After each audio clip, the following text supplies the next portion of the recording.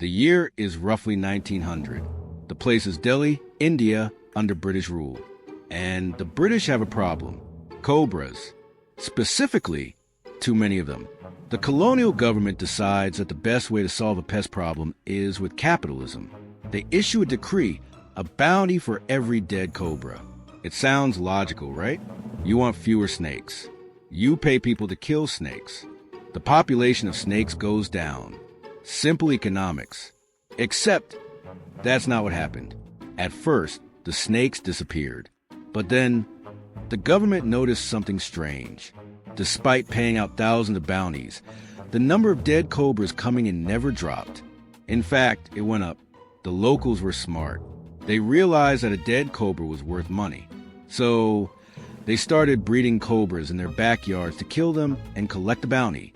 When the government realized they were paying for farm snakes, they scrapped the bounty. The breeders, now stuck with thousands of worthless cobras, did the only logical thing. They released them into the wild. The result? Delhi had 3 times as many cobras as when they started. This is the cobra effect. But in science and economics, it's known by a more formal name, Goodhart's law. And whether you realize it or not, this law is currently ruining your school, your job, and quite possibly the future of artificial intelligence. In 1975, economist Charles Goodhart formulated a simple rule. It goes like this. When a measure becomes a target, it ceases to be a good measure. Let's break that down. A measure is like this thermometer. It tells you the temperature of the room. It gives you information. A target is when you try to make a number go up.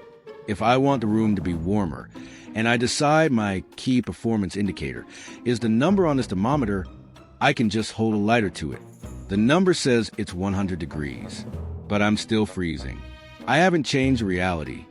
I've only broken the metric. That is Goodhart's law. When we obsess over a specific number, grades, likes, GDP, steps walked, we unconsciously start gaming the system to get the number, sacrificing the very thing the number was supposed to represent. If you think the Cobra story was bad, let's look at the Soviet Union. Central planning loves targets. There's a famous, possibly apocryphal, but mathematically accurate story about a Soviet nail factory. The government needed nails, so they gave the factory a target. Produce 10 tons of nails per month. The workers looked at the target. They realized that making thousands of tiny nails takes a long time. But the target wasn't number of nails. It was weight. So they produced a few gigantic, useless nails. They hit their tonnage target. Success. The government realized a mistake. They changed the target. Okay, no more weight. We want 1 million nails. So the factory switched to making millions of microscopic, needle-thin nails that bent if you looked at them wrong. They hit the number target. But the nails were useless. This is a trap. The map is not the territory. The score is not the game. You might be laughing at the Soviet nail factory, but you are living in one right now. Let's talk about school. What is the goal of school? Ideally, it's learning. But learning is hard to measure. You can't put a number on critical thinking or curiosity easily. So we use a proxy, grades and test scores. According to Goodhart's law, once high test scores became the target for funding and college admission, the measure ceased to be good. We stopped educating and started teaching to the test. If a subject isn't on the exam, it gets cut. If a strategy hacks the test but doesn't teach the concept, we use it.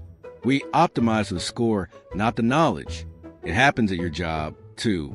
At call centers, if you measure success by average call time, agents will hang up on customers with complex problems to keep their average low.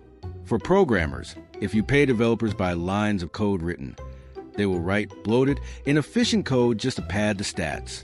For police, if you set a quota for arrests, officers might arrest people for minor infractions just to hit the number, destroying community trust.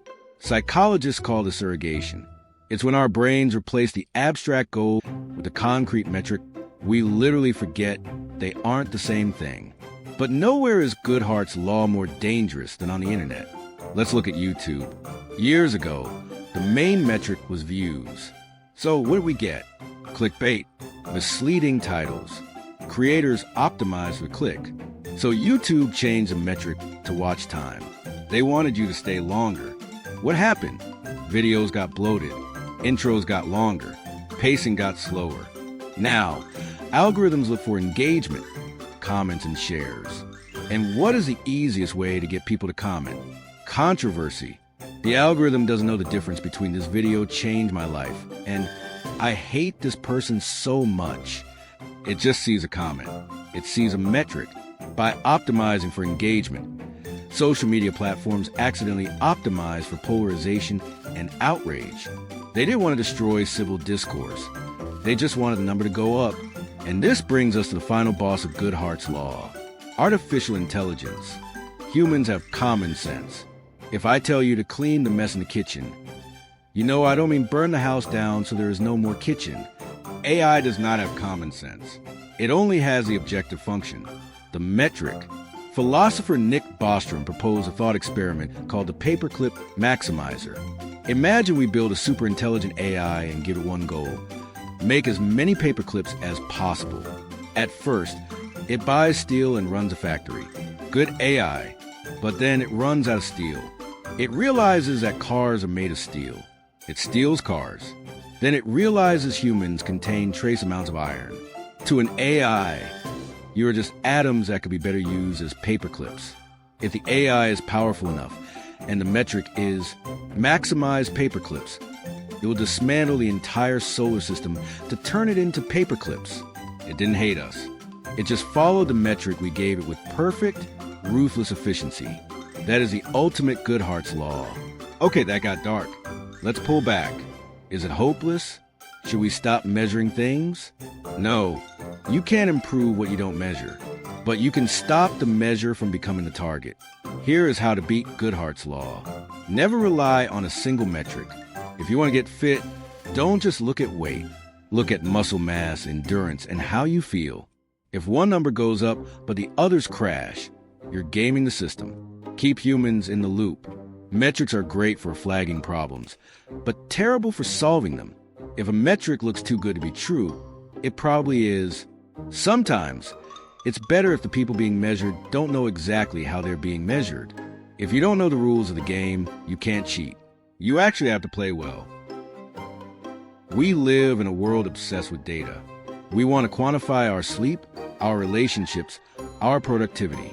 But we have to remember, the map is not the territory. The grade is not the knowledge. The salary is not the wealth. The like count is not the friendship. Don't let the measure become the target. Because if you chase the number long enough, you might just end up with a house full of cobras. Thanks for watching. Now, ironically, I'm going to ask you to help my metrics by hitting the like button and subscribing. But only if you actually liked it. I don't want to game the system.